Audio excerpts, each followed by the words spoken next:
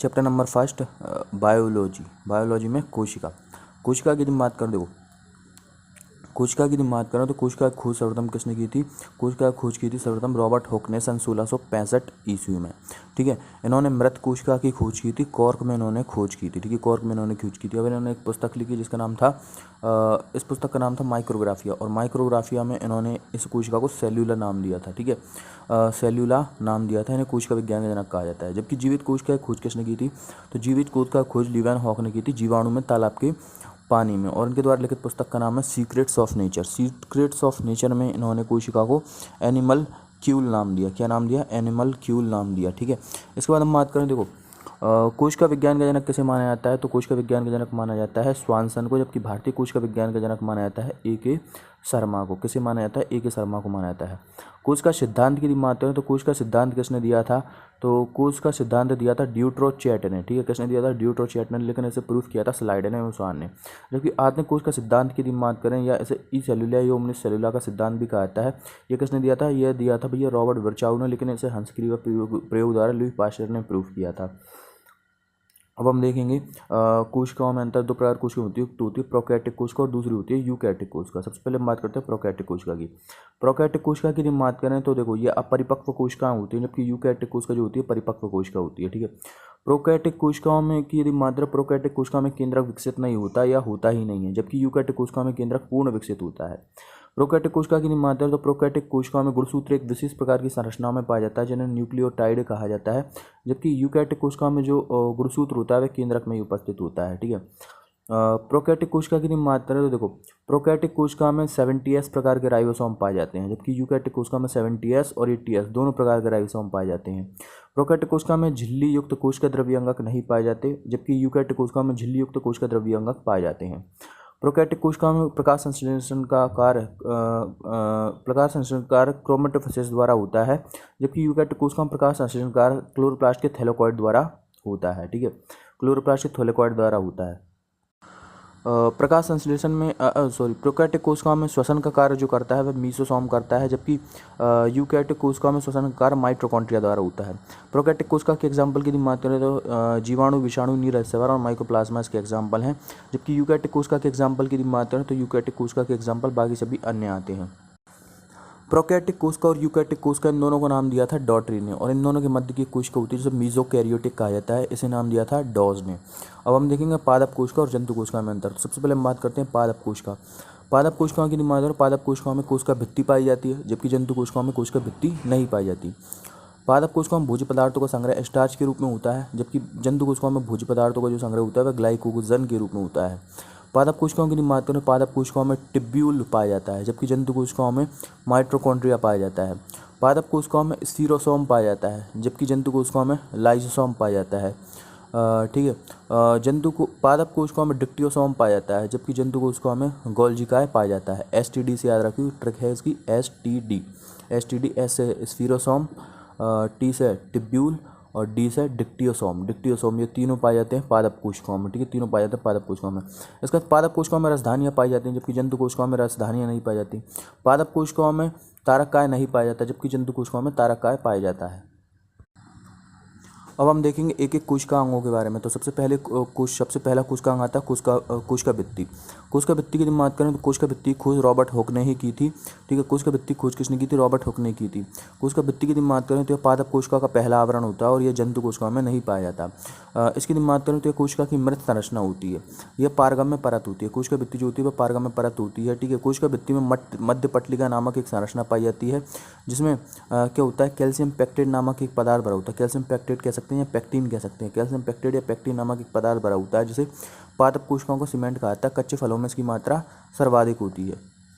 अब हम कुछ फैक्ट देख लेते हैं, जैसे कि पादप कोशिकाओं कोशिका भित्ति किसकी बनी होती है? सेल्यूलोज की बनी होती है। शैवालों की कोशिका भित्ति भी सेल्यूलोज की बनी होती है। कवकों की कोशिका भित्ति काइटिन या हेमी सेल्यूलोज की बनी होती है।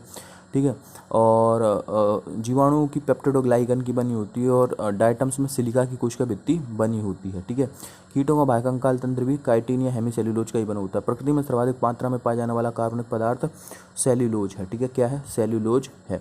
इसके बाद हम बात करते हैं भैया, देखो कोशिका झिल्ली। कोशिका झिल्ली की यदि मैं बात करूं तो कोशिका झिल्ली पादप कोशिकाओं का दूसरा आवरण, जबकि जंतु कोशिकाओं का यह पहला आवरण होता है। इसे कोशिका झिल्ली, प्लाज्मा झिल्ली कोशिका कला यूनिट मेम्ब्रेन नाम से भी जाना जाता है।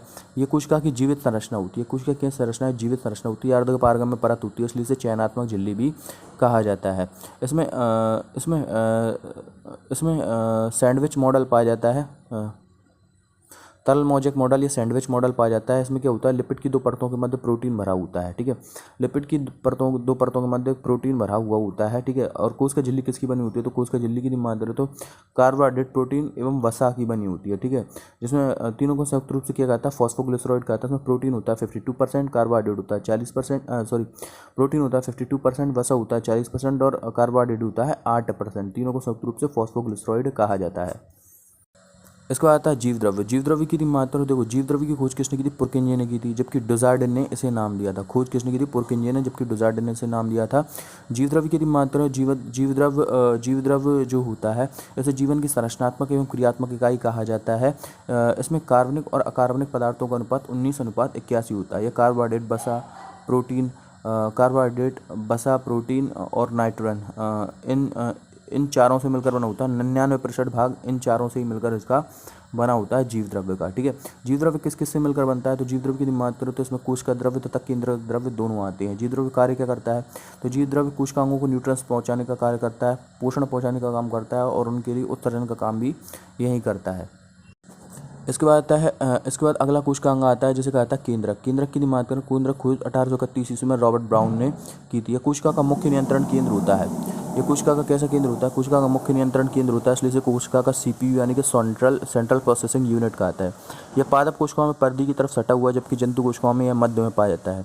यह दोहरी परत वाला कोशिकांग होता है, ठीक है। यह दोहरी परत वाला कोशिकांग होता है। इसमें स्वयं का DNA पाया जाता है, स्वयं का RNA और स्वयं के गुणसूत्र पाए जाते हैं। इसमें मुख्य DNA होता है, इसमें मुख्य DNA होता है जिसका आकार कैसा होता है, सर्पिलाकार होता है।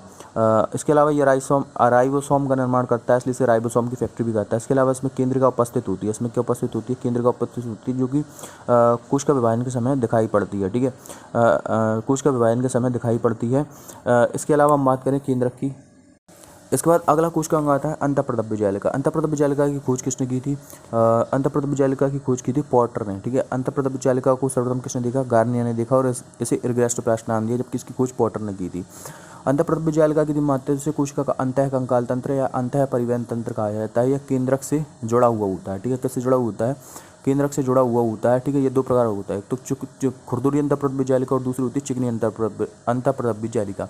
खुरदुरी अंतःप्रदब्य जालिका की यदि मैं बात करूँ तो देखो खुरदुरी अंतःप्रदब्य जालिका में क्या होता है, इसमें राइबोसोम पाए जाते हैं और ये प्रोटीन का संश्लेषण करता है, जबकि चिकनी अंतःप्रदब्य जालिका में राइबोसोम नहीं पाए जाते और प्रोटीन का ये लिपिड का संश्लेषण करने का काम करता है, लिपिड का संश्लेषण करता है। इसके बाद अगला कोशिका अंग आता है राइबोसोम। राइबोसोम की बात, राइबोसोम की खोज किसने की थी, रॉबिन्सन एवं ब्राउन ने की थी, लेकिन जीवित कोशिकाओं में सर्वप्रथम में से जॉर्ज पैलेट ने देखा था, इसलिए इसे पैलेट कण के नाम से भी जाना जाता है। राइबोसोम की खास बातों की बात करें तो ये कोशिका के अंदर पाया जाने वाला सबसे छोटा कोशिकांग होता है, झिल्ली रहित कोशिकांग होता है और सर्वव्यापी कोशिकांग होता है, सभी में पाया जाता है, चाहे प्रोकैरियोटिक कोशिका हो चाहे यूकैरियोटिक कोशिका हो। ये 70S और 80S दोनों प्रकार का पाया जाता है, 70S और 80S दोनों प्रकार का पाया जाता है। यह मैग्नीशियम आयन द्वारा आपस में जुड़ा होता है, ये मैग्नीशियम आयन द्वारा आपस में जुड़ा होता है, ठीक है।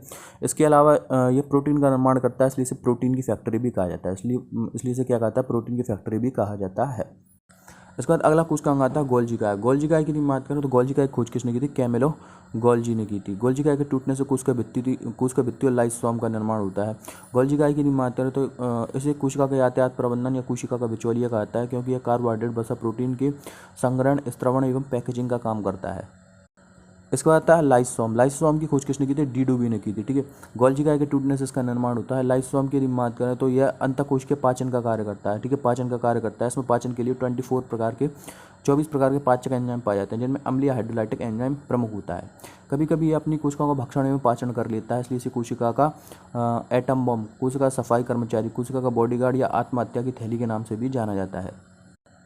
इसके बाद आता है माइटोकॉन्ड्रिया। माइटोकॉन्ड्रिया की बात करो तो माइटोकॉन्ड्रिया की खोज, देखो माइटोकॉन्ड्रिया को सर्वप्रथम देखा किसने, ठीक है। माइटोकॉन्ड्रिया की बात करें तो माइटोकॉन्ड्रिया को सर्वप्रथम कॉलिकर ने देखा और इसे सार्कोसोम नाम दिया। इसकी खोज किसने की थी, अल्टमैन तथा फ्लेमिंग ने की। अल्टमैन ने इसे बायोप्लास्ट, जबकि फ्लेमिंग ने इसे फिला नाम दिया। माइटोकॉन्ड्रिया को माइटोकॉन्ड्रिया नाम देने वाला व्यक्ति था वेंडा। माइटोकॉन्ड्रिया की बात करें तो देखो माइटोकॉन्ड्रिया जो होता है माइटोकॉन्ड्रिया जो होता है अर्धस्वायत्त कोशिकांग होता है, ठीक है। माइटोकॉन्ड्रिया कैसा कोशिकांग है? अर्धस्वायत्त कोशिकांग है, ठीक है। किसी भी कोशिका के अंदर बनने वाला सबसे पहला कोशिकांग माइटोकॉन्ड्रिया है और दोहरी परत वाला कोशिका अंग है। इसके अंदर वाली परत पर कांटे के समान संरचना पाई जाती है, इन्हें क्रिस्टी कहा जाता है। इसमें श्वसन एंजाइम पाए जाते हैं जो कि श्वसन का कार्य करते हैं। श्वसन तो अंतःकोश के श्वसन का कार्य तुमसे पूछा जाए कौन करता है? माइटोकॉन्ड्रिया करता है। और इस श्वसन के माध्यम से ग्लूकोज का ऑक्सीकरण करके ऊर्जा मुक्त करता है जो कि एटीपी के रूप में संचित होती है, जिसे एडेनोसिन ट्राइफॉस्फेट कहा जाता है, जो कि शरीर की ऊर्जा मुद्रा कहलाती है। तो इसलिए इसे कोशिका का पावर हाउस या कोशिका का इंजन भी कहा जाता है, ठीक है। कोशिका का इंजन भी कहा जाता है। माइटोकॉन्ड्रिया में एक द्रव भरा जाता है जिसे मैट्रिक्स कहा जाता है। क्या कहता है? मैट्रिक्स कहता है। और माइटोकॉन्ड्रिया की यदि बात करें तो माइटोकॉन्ड्रिया में स्वयं का डीएनए होता है, लेकिन ये मुख्य नहीं होता है। मुख्य डीएनए नहीं है तो इसका आकार वृत्ताकार और वृत्ताकार डीएनए प्लाज्मिड कहलाता है। स्वयं का आरएनए पाया जाता है और स्वयं के गुणसूत्र भी इसमें थोड़ी मात्रा में पाए जाते हैं। इसमें 70 प्रकार का राइबोसोम पाया जाता है, ठीक है। इसमें 70 प्रकार के राइबोसोम पाए जाते हैं, इसलिए से ठीक है, इसलिए से कोशिका के अंदर कोशिका या यूकैरियोटिक कोशिका के अंदर प्रोकैरियोटिक कोशिका भी कहा जाता है। इसके बाद आता है लवक। लवक की खोज किसने की थी? अर्नेस्ट हैकल ने की थी, लेकिन लवक को लवक नाम किसने दिया था? सिम्पर ने नाम दिया था, ठीक है। सिम्पर ने नाम दिया था। लवक की बात करें तो यह भी दोहरी परत वाला कोशिकांग होता है, यह भी अर्धस्वायत्त कोशिकांग होता है। यह भी दोहरी परत वाला कोशिकांग है, अर्धस्वायत्त कोशिकांग है। और इसमें भी स्वयं का डीएनए, आरएनए और राइबोसोम पाए जाते हैं, ठीक है। राइबोसोम पाए जाते हैं। अब ये 3 प्रकार का होता है, वर्णी लवक, अवर्णी लवक और हरित लवक। वर्णी लवक की बात करें तो पौधे के रंग बिरंगे भागों में पाया जाता है और उनसे उन्हें रंग देने का काम करता है। दूसरा होता है अवर्णी लवक। ये पौधे के उन भागों में पाया जाता है जहाँ पर सूर्य का प्रकाश नहीं पहुँच पाता है, तो ये फूड मटेरियल्स के संचय का कार्य करता है, जैसे कि एमाइलोक्लास्ट कार्बोहाइड्रेट का संचय करता है, इलायोक्लास्ट वसा का संचय करता है और एल्यूरोक्लास्ट जो होता है वह प्रोटीन का संचय करता है। इसके बाद आता है हरित लवक। ये पौधे के हरे भागों में पाया जाता है और हरे भागों में पाया जाता है, ठीक है। हरे भागों में पाया जाता है और ये सूर्य के प्रकाश की उपस्थिति में प्रकाश संश्लेषण का काम करता है। किसका काम करता है? प्रकाश संश्लेषण का काम करता है। इसके बाद आती है रसधानियाँ। रसधानियाँ यानी रक्तिकाएँ या वैंक्यूल्स इन्हें कहा जाता है। रसधानियाँ की यदि बात करें जो पादप कोशिकाओं में पाई जाती हैं और पादप कोशिकाओं को 50 से 90% स्थान घेरती हैं, ठीक है। वह पादप कोशिकाओं को यह दृढ़ता एवं कठोरता प्रदान करने का काम करती है और इसे चारों तरफ से घेरने वाली एक झिल्ली होती है जिसे टोनोप्लास्ट कहा जाता है। इसके बाद आता है तारककाय। तारककाय जिसे सेंट्रोसोम भी कहते हैं, इसकी खोज किसने की थी? बॉबेरी ने की थी, ठीक है। किसने की थी? बॉबेरी ने की थी। यह मुख्य रूप से जंतु कोशिकाओं में पाया जाता है। यह अपरिपक्व कोशिकाओं में संख्या में अधिक होता है लेकिन आकार में छोटा होता है, जबकि परिपक्व कोशिकाओं में यह आकार में बड़ा होता है और संख्या में कम होता है, ठीक है। ये कोशिका वहन के समय ध्रुवों का निर्माण करता है, ठीक है। ध्रुवों का निर्माण करता है, ठीक है। इसमें एक कण या 2 कण जैसी संरचना पाई जाती है, इन्हें सेंट्रियोल कहा जाता है, ठीक है। सेंट्रियोल कहा जाता है। यही सेंट्रियोल कोशिका विभाजन के समय ध्रुवों का निर्माण करते हैं और यह भी झिल्ली रहित कोशिकांग होता है। अब आते हैं हम कोशिका विभाजन पर। कोशिका विभाजन की बात करें, कोशिका विभाजन की खोज किसने की थी? रॉबर्ट बर्चाउ ने की थी। रॉबर्ट बर्चाउ ने कोशिका विभाजन को सर्वप्रथम देखा था। अब कोशिका विभाजन 3 प्रकार का होता है, देखो। आसूत्री कोशिका विभाजन, समसूत्री और अर्धसूत्री। आसूत्री कोशिका विभाजन खोज किसने की थी? रैमैक ने की थी। इसमें एक पैतृक कोशिका से संतति कोशिका बनती है, लेकिन इनमें संख्या फिक्स नहीं होती कि कितनी संतति कोशिकाएं बनेंगी और उनमें गुणसूत्र की संख्या कितनी होगी। यह प्रोकैरियोटिक कोशिका में होता है यह विभाजन। इसके बाद आता है समसूत्री कोशिका विभाजन। समसूत्री कोशिका विभाजन की खोज किसने की थी? फ्लेमिंग ने की थी। इसमें एक पैतृक कोशिका से 2 संतति कोशिकाओं का निर्माण होता है और उनमें गुणसूत्रों की संख्या पैतृक कोशिका के बराबर होती है। यह कोशिका विभाजन किसमें होता है? जाइगोट से बच्चा बनने में और घाव भरने में समसूत्री कोशिका विभाजन ही होता है। अनियंत्रित समसूत्री कोशिका विभाजन से कैंसर होता है। इसके बाद आता है अर्धसूत्री कोशिका विभाजन। अर्धसूत्री कोशिका विभाजन खोज किसने की थी? विजमैन ने की थी। फार्मर तथा मूरे ने इसे नाम दिया था। इसमें एक पैतृक कोशिका से 4 संतति कोशिका बनती है और चारों में पैतृक कोशिका की आधे गुणसूत्र इसमें होते हैं। ये किसमें होता है? यह जनन कोशिकाओं में यह कोशिका विभाजन होता है, ठीक है। इसके बाद कुछ फैक्ट जानेंगे, जैसे कि संसार की सबसे बड़ी कोशिका और भारी कोशिका शुतुरमुर्ग के अंडे की होती है। संसार की सबसे छोटी कोशिका माइकोप्लाज्मा की होती है। माइकोप्लाज्मा को PPL pleuro pneumonia like organism, MLO molecule like organism, पादप जगत का जोकर, ठीक है, और कहा जाता है। और ये बिना ऑक्सीजन के जीवित रह सकता है। इस पर एंटीबायोटिक असर नहीं करती क्योंकि इसमें कोशिका भित्ति नहीं पाई जाती, ठीक है। मानव शरीर की सबसे लंबी कोशिका पूछी जाए तो वह न्यूरॉन्स की होती है और मानव शरीर की सबसे छोटी कोशिका पूछी जाए तो वह शुक्राणुओं की होती है।